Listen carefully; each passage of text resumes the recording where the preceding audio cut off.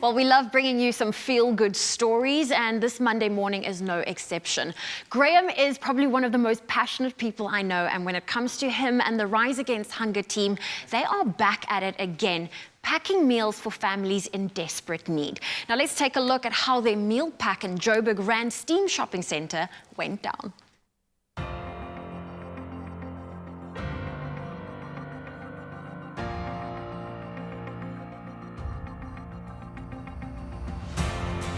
Thank you guys, keep it up, you're doing an amazing job.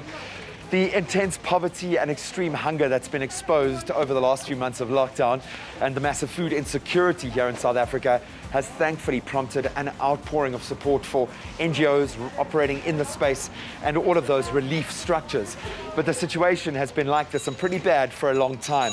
Rise Against Hunger, they have been mobilizing in their efforts to support families on or over the brink for 10 years now, which makes them perfectly primed to make an impact now more than ever. And we are going to help them do that with an amazing group of volunteers and the heroes at Rand Steam Mall who have given us their resources. They've opened their doors, and today we're going to pack as many meals as we can, and I think it's going to be pretty inspiring.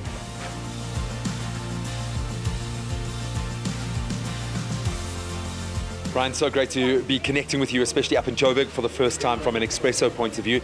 We've worked with you guys and walked alongside you for a while now, so I've got an idea of what you do, but your operation has really grown. Talk us through what Rise Against Hunger does, if you can give us that bird's eye view. So essentially we engage with volunteers, corporates, individuals, schools, like a lot of the school kids we got here today, in order to pack up our meals. So we get them onto this production line, where you get all the meals packed up, and we take them back to our warehouse and then we distribute. The majority of our distribution is done amongst early childhood development centres, children between the ages of 1 and 6. You know, it's so vitally critical that children during that age group receive the right nutrients during those developmental years. And of course now, it's not just about filling those little bellies, there's a whole lot of supplementary other arms to what you guys are doing. You really are supporting these women, these incredible people running these creches and ECDs in a whole very dynamic way. That's correct. So we typically take on unregistered creches, so they're not getting any government support from Department of Social Development. And the whole idea is because we're giving them these donated meals, they're able to create a savings, which they'd normally have to spend on meals. And we walk the journey with them over a period of 3 or 4 years, and we ensure that they're investing that savings back into the facility. And we've seen creches grow from 1 shack into 3 or 4 brick and mortar classrooms. All right, buddy, thank you so much. I've given you enough of a break. You can get back to work. Thanks, Brian. Awesome. Thanks, Graham. Thank you.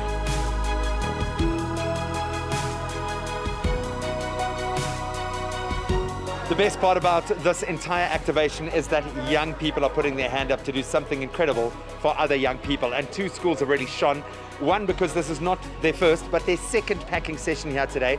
They've done single-handedly probably about 15,000 meals already. Rodine in the house. Been lots of high-pitched screams as well, which we love to motivate our forces. Kyra, why have you guys come through today, and why are you sitting here the whole day giving up this time? What's the motivation for you? So obviously we're from Rodine, and Rodine does like a lot of these initiatives. So obviously if it wasn't for Rodine, we wouldn't have been here. And we all decided as a huge group of friends to come here because we think it's fun to be here together. And I think we all realize that as the privileged youth of South Africa, we've got the position to help someone else. And it's really motivating us to keep here the whole day. Well, you are motivating the rest of us with your energy. You are driving these lines, girls, so thank you so much. Keep it up. Get back to work. Go, go, go, go, go. Right now, here we go. Right now. Hey! You know the clock is falling. The spirit of the party starts to come alive. Another day is dawning. Can throw up all the blues and hit the city lights. Cause there's music in the air and lots of loving everywhere. So give me the night. Dude, there is a lot going on and you're pouring a lot of your energy into this space. So first of all, welcome and thank you so much for being here this morning. What was your motivation for getting on board? And tell us a bit about the relationship with Bowls of Goodness. Well, you know, the thing is, just about an hour ago when we came, we actually feed some street guys just down the road together with Bowls of Goodness. So you haven't received a no as yet, but to us it was so much easier because we're literally down the road by Mill Park feeding some guys together with Bowls of Goodness. So it made all the sense, you know?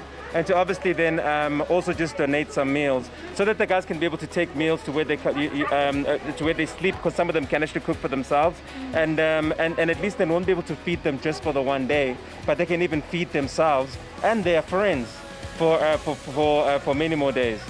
I absolutely love that. You talk about strategic partnerships. We've seen during COVID and the pressure that's resulted in, yes, us now finally seeing this extreme hunger, but it's always been there. The need, the street children have been there. People have been living so far below the poverty line. So to have these partnerships is amazing. So I'm so glad 5,000 of these meals are going to be going to you. Maybe you can tell us still what motivates you in your efforts and how you guys operate as Bowls of Goodness. Wow. So Bowls of Goodness started 8 years ago with just my husband and I, and I come from a very poor background. So when I saw the people on the street, we knew there was a need to feed them from what we had and sharing what we had. So we would just cook what we had in our home and bring it out, and then from there one thing led to another, and then now we're feeding a pot of 100 that we bring here at Mill Park and just feed the people on the street, and we want them to become part of society.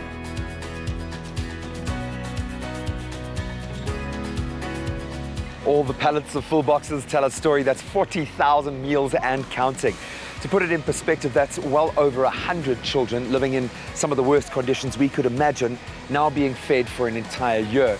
But moreover, it means that those incredible people that are running the creches and the early childhood development centers that we are supporting don't have to spend every cent that they have on feeding their community's children. They can now invest in better infrastructure, better social care for the children, and having a more powerful impact on those communities' families. This is going to change lives, and that is amazing.